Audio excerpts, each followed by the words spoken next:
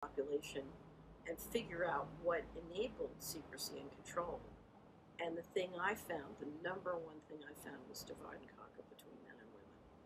Oh, yeah, let's explore this a little bit. Right. So what do you mean by this? And, well, it's very interesting. The men are in charge of protecting the family and being a good provider, which means they have to play ball in the system.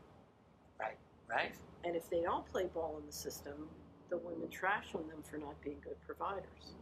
So the men are put in a double bind. Do you see what I mean?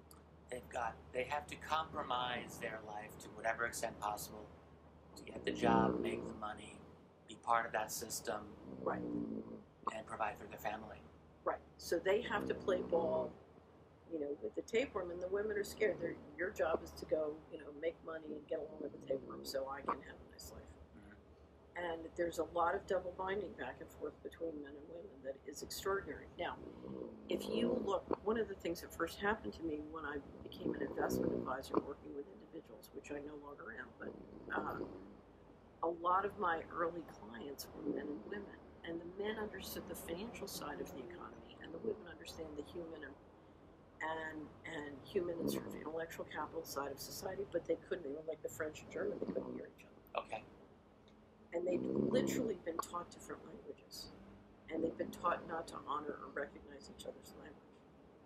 And what I discovered in that process, it took many years, but what I discovered is when it comes to financial fraud, you can trick a man and you can trick a woman, but you cannot trick a man and woman working together because they integrate the balance sheet.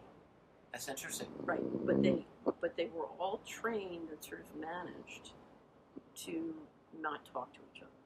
So men believe they can't, they're dealing with a double bind. They can't tell their wives what's really going on. It's not safe. The divide and conquer is continuing even now. I mean, we've got cultural wars that are being foisted upon our population, I think, to create all kinds of schisms and divisions between men and women, between people of different skin colors. I don't even want to say races anymore. What does that even mean? Creating cultural identity barriers that are just